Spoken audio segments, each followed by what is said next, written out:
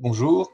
Comme tous les vendredis, l'actualité du secteur des noms de domaine, malheureusement avec un son aussi pourri que la semaine dernière parce que j'ai pas pensé à prendre mon micro et je suis en déplacement, mais j'espère que vous allez entendre et sinon, toutes mes excuses. On part cette semaine des résultats des élections de la FNIC, de la sortie de l'édition de juin d'un magazine très intéressant qui s'appelle DNS News et d'une décision de justice aux USA concernant Booking.com et de différentes choses. C'est un prétexte en fait pour discuter de ce qui s'est passé de la semaine. Alors, on avait sur la liste des noms de domaine disponibles la semaine dernière un souci technique, ce qui fait qu'on en a le double cette semaine. Donc, il y en a vraiment beaucoup. Je vous laisse regarder pour ceux qui connaissent déjà le principe et que ça intéresse. Donc, il y en a pas mal. C'est sur 2 pages et ça correspond à une mise en page qui va être différente parce qu'à partir de la semaine prochaine, Rêve Domaine qu'on voit là. Donc, c'est un site internet que je fais sur lesquels donc, seront disponibles ces listes et sur lesquels il y aura des centaines de ressources, d'infos, de pages. Donc voilà, c'est un site qui m'a occupé récemment avec un livre, un e-book, une étude de marché. Donc là, il y a plein de choses qui vont arriver et qui sortent. Donc je pense que pour la semaine prochaine, certainement même, ce sera en ligne. Donc je vous laisserai regarder. On n'en parle pas davantage. Il y a des noms sympas comme tout le temps. Écolemusique.fr, monterrain.fr, lycéo.fr. Tout ça, c'est disponible. Je viens de vérifier aujourd'hui, à l'instant. N'hésitez pas, pour 4,40 €, 5 €, 6 €, ça dépend, 8 €, le prix que vous voulez les payer selon les registrars, eh bien, ils sont disponibles et ils peuvent être sympas. XVO, vous voyez, on voit encore des 3 caractères en .fr. Donc, par contre, les 3 caractères, je ne suis pas du tout certain que c'est un grand intérêt. Bon, si vous voulez un nom court, mais ce n'est pas parce qu'il y a 3 caractères que ça a de la valeur. Euh, En particulier, il y a des gens qui spéculent, qui rachètent absolument tout en fonction de caractéristiques propres. Mais euh, bon, à vous de voir. Là, vous avez un nom court pour 5 € si vous voulez. Démarrons avec euh, l'édition de juin de dnsnews.fr, donc, qui est un magazine édité par Loïc Damilaville, qui doit être le meilleur spécialiste du secteur des noms de domaine en France. Et à cause de qui je me suis jamais vraiment lancé parce que quand on lit son magazine, c'est vraiment très pertinent, très intéressant, réfléchi, et il affiche le nombre de vues et il y a pas de vues, quoi. C'est assez décevant que la qualité soit assez peu reconnue. Donc pour ceux que ça intéresse, parce que modestement j'ai un peu la même approche, donc j'essaye de donner du contenu. Et c'est ce que fait DNS News. Donc profitons de cette édition de juin. Donc je vous recommande vraiment d'y aller. Il n'y a pas besoin de s'enregistrer, c'est de l'info gratuite. Alors moi comme à chaque sortie, je dévore tout, j'adore. Je ne suis pas d'accord avec tout, mais je pense que Loïc a le même problème que moi, c'est-à-dire qu'on a des infos parcellaires, on manque de ressources, on manque de discussion, on manque une forme d'émulation, hein, comme on peut en avoir dans d'autres secteurs, comme chez les SEO par exemple. Et du coup, ben voilà, on commet forcément des erreurs, mais j'imagine que vous allez apprécier, en tout cas ceux qui vont regarder, c'est très intéressant et c'est très factuel. Donc, voilà la première chose à noter. Deuxième aspect, donc mercredi, pardon, 1er juin, ont eu les élections du conseil d'administration de l'AFNIC. Donc c'est un organisme, hein, comme tout le monde sait, qui gère le .fr, qui est vraiment intéressant parce que c'est participatif, c'est assez ouvert. Et du coup, il y a l'association à laquelle je vous recommande vraiment de vous inscrire parce que c'est pas cher et ça permet de contribuer, de participer à la manière dont évolue notre extension, hein. C'est le principe. L'association permet d'avoir des représentants au conseil d'administration. Et donc là, il y avait 2 candidats. Et donc, alors, je vais vous donner les résultats des élections. Et juste un mot, les 2 candidats étaient très bien. Vous aviez Clément Gentil qui est en haut ici, donc qui a été battu. Bon, je pense qu'on voit sur la photo, donc il est nettement plus jeune, hein, il a moins de 30 ans.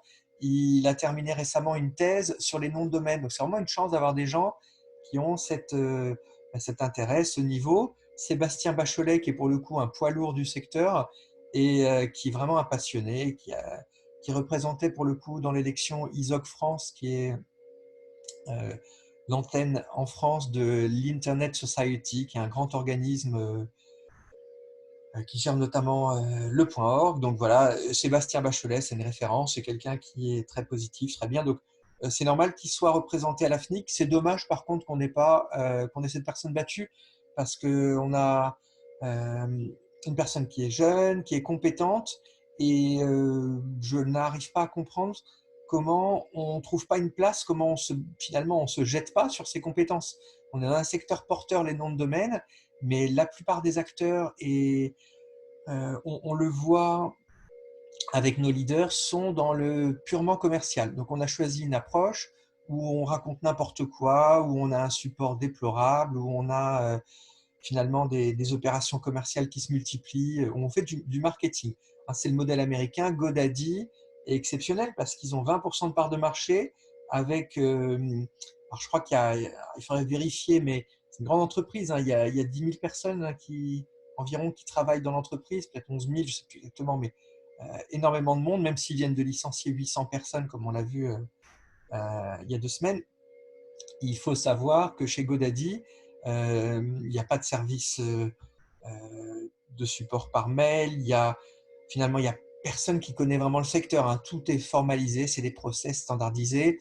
On a une valeur ajoutée qui est extrêmement faible, mais on a un marketing très puissant. C'est un peu la tendance. Aujourd'hui, des gens qui s'y connaissent, qui s'y intéressent, qui apportent du fond, eh bien, ont quand même du mal à se placer. Donc ici, ce garçon, eh bien, sauf erreur, il a pas de position vraiment établie malgré un doctorat dans un secteur porteur.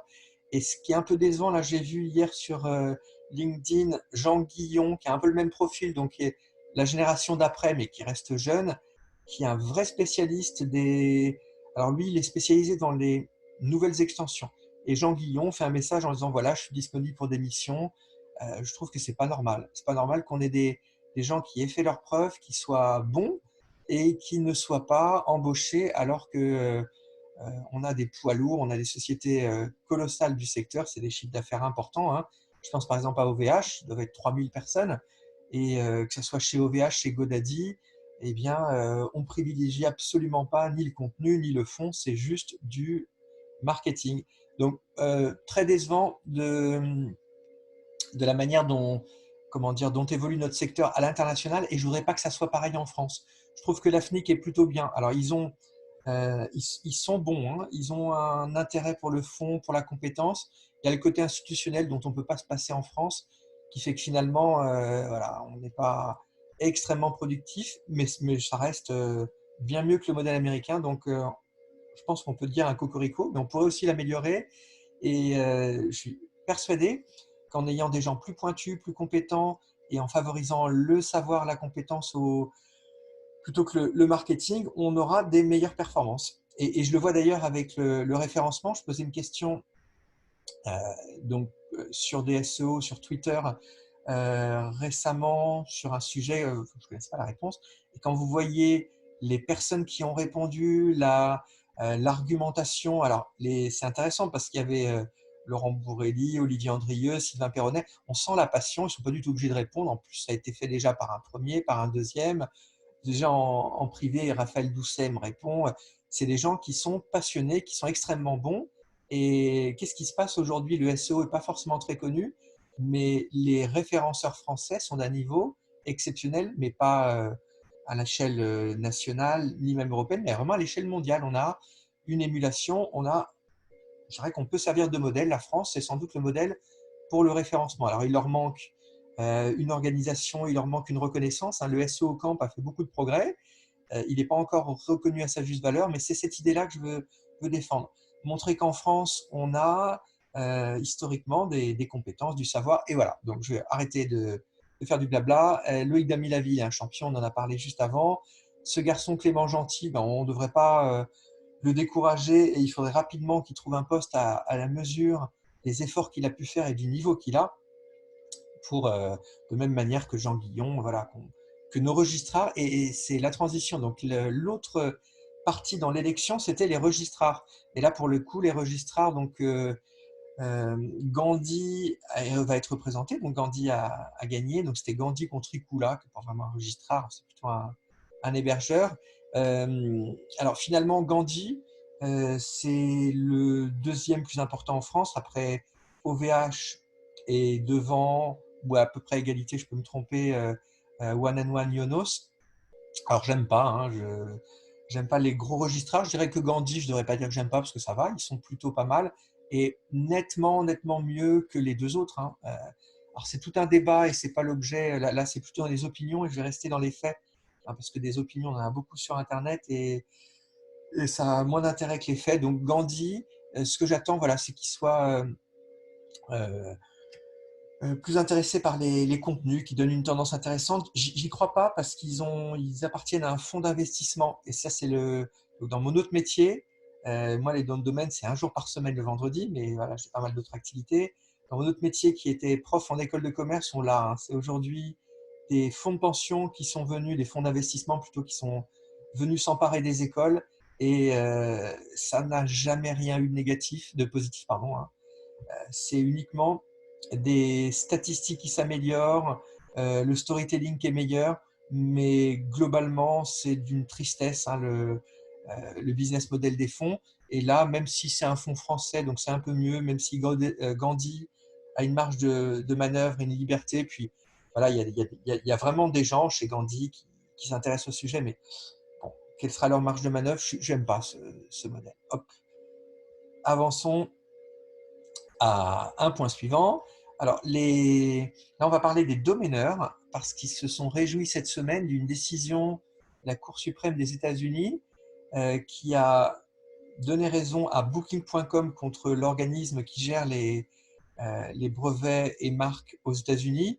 En décidant que le terme de booking peut être protégé et que le fait que ça soit un terme générique n'empêche pas sa protection en tant que terme distinctif. Il faut savoir qu'en droit, vous ne pouvez pas ouvrir une boulangerie puis l'appeler boulangerie, on sait bien. Vous pouvez ouvrir par exemple vous pouvez utiliser le mot orange, mais pas pour vendre des oranges, pour ce que vous voulez, comme de la téléphonie, ça va très bien. Les Américains donc, ont été très rassurés parce qu'il faut comprendre le contexte. Aux États-Unis, les domaineurs, finalement, font partie d'un écosystème, mais sont très mal représentés et sont en train de perdre leurs actifs vis-à-vis des grands groupes. Aux États-Unis, on a finalement euh, des décisions qui sont de plus en plus défavorables aux domaineurs, qui sont très mal organisés, très mal représentés.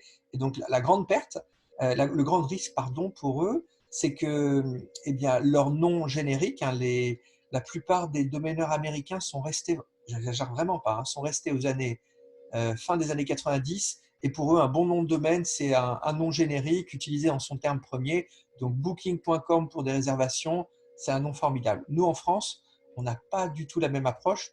Je peux appeler réservation.fr mon service, mais on est plutôt dans le brandable. On peut utiliser un mot connu, mais on va l'utiliser pour un terme, pardon, pour un usage qui est différent, pour pas dans son sens premier.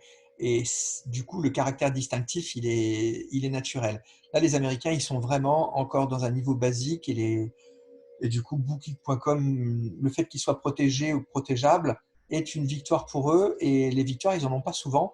Mais franchement, c'est pas étonnant, hein. Donc nous, je considère qu'on a vraiment deux marchés et les domaineurs français sont d'un niveau incomparablement supérieur. Alors, vous le voyez dans les discussions ou dans les... Alors nous, on est beaucoup moins, comment dire, on fait beaucoup moins de transactions, on est beaucoup moins dans le storytelling, hein. C'est une approche complètement différente, on aura peut-être l'occasion d'en parler. Mais on retiendra donc booking.com, il peut être protégé. Je recommande à personne quand même de prendre un terme générique, utilisé dans son sens premier, pour créer une marque, hein. Une marque, on s'attend à ce qu'elle évoque quelque chose.